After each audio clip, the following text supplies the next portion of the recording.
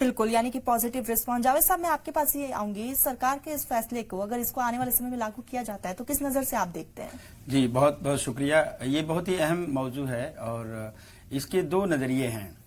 ये एक तो ये है कि सरकार अपने रिफॉर्म के तौर पे एक ऑप्शन आवाम को पेश किया है, लेकिन इसका जो दूसरा पहलू है वो पहले से ही अवेलेबल है। जैसे जो इसमें सब बात जो देखेंगे तो वो खास तौर पे जो अहम जो वक्त है 5 से 7 दिन का, वो जो प्राइवेट टूर ऑपरेटर हैं वो 12 दिन या 20 दिन वो पहले से इसको ऑप्ट करते हैं। ये व्यवस्था या ये अरेंजमेंट आप कह सकती हैं पहले से सहूलियत है। सरकार की तरफ से जो इंडिया गवर्नमेंट जो करती है 1,75,000 के कमोबेश का इंतजाम करती है। इस बार के टूर ऑपरेटर जो 40,000 ऐसे हज पिलग्रिम थे जिनका उन्होंने अचानक रद्द कर दिया। जो इसमें जो बारीक बात है जो समझने की है कि क्या पैसे का क्या पैकेज होगा, यानी मॉडल क्या होगा, क्या पैकेज होगा। दूसरा इसका अहम है कि ये तमाम जो शॉर्ट हज के लिए लोग जाएंगे क्या वो 1,75,000 का ही हिस्सा होंगे।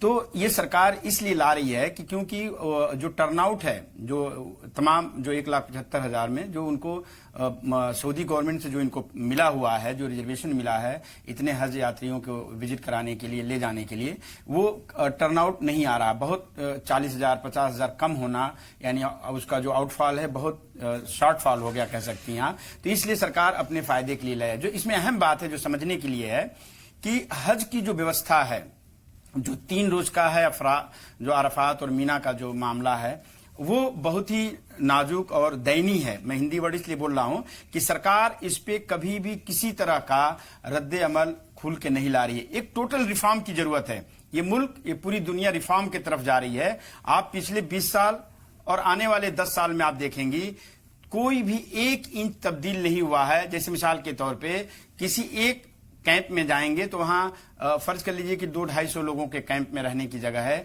इस बार ऐसे भी केसेज आए हैं कि 150-200 लोग एडिशनल कैंप में पड़े हुए थे। दूसरी बात, सऊदी गवर्नमेंट का बहुत ओपन ऑफर है, एकदम साफ है, आप पैसे दीजिए और कैंप के लिए जगह लीजिए। लेकिन जो सिंडिकेट है, मैं सिंडिकेट वर्ड इसलिए इस्तेमाल कर रहा हूं कि हज कमेटी गवर्नमेंट ऑफ इंडिया एक सिंडिकेट की तरह से ये हज को रन करती है और आप इसके अंदरूनी हिस्से में देखेंगे तो उस तरह का किसी तरह की फैसिलिटी अवेलेबल नहीं है जो हाजी हैं, इंडियन हाजी हैं। और दूसरी जो बात है उसकी कि जो वहां पे लोग जाते हैं खिदमत में, डॉक्टर्स हैं और भी बहुत सारे स्टाफ जाते हैं, वो वहां के लिए अकाउंटेबल नहीं है। कहने का मतलब ये है कि अगर सरकार शॉर्ट हज को अगर सरकारी रेट में ला रही है तो वेलकम करने लायक जगह है की चीज है और इसका खैर मकदम होना चाहिए। लेकिन दूसरा पार्ट है कि सरकार को 12 साल हो गए आए हुए और वो हज की सब्सिडी को खत्म करके सरकार ने कहा कि जो पैसे बचेंगे तो हम मर्द,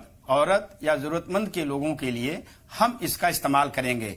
लेकिन इसकी वजह से एयर इंडिया बंद हो गई, यानी प्राइवेट चला गया और एक बहुत बड़ी रकम जो है हज के अमाउंट से उसको मिलता था। दूसरी बात, सरकार पिछले 7 साल में ये ब्यौरा नहीं दे पाई कि जो पैसे बचे उसका सही में वेलफेयर के लिए इस्तेमाल हुआ कि नहीं हुआ। लेकिन आवाम का सिर्फ एक पहलू जो है बहुत इंपॉर्टेंट है, हज में आसाइश, हज में फैसिलिटी और उसके आराम और बेहतरी के लिए सरकार क्या इस शॉर्ट जो हज के लिए ऑप्शन लेके आई है 20 दिन की, उसमें इन चीज इंक्लूडेड है कि नहीं। अगर इंक्लूडेड हैं तो एक रिफॉर्म है जो बहुत जरूरी है और तमाम तरह की ऐसी तकलीफें हैं जो वहां पे कभी भी रिपोर्ट और फीडबैक इंडियन गवर्नमेंट उन हाजियों के जो वापस आते हैं उनसे लेकर और सोल्यूशन नहीं किया। मिसाल के तौर पे हम 2018 में गए थे, मैं जो जमीनी सतह देखी थी उस पे देखा, मैंने एक रिपोर्ट दिया था गवर्नमेंट ऑफ इंडिया को।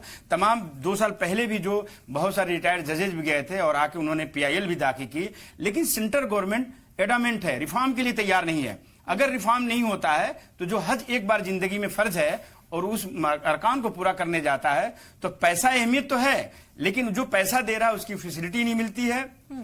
और ये जो सिंडिकेट है वो किसी तरह के रिफॉर्म में इंटरेस्ट नहीं है।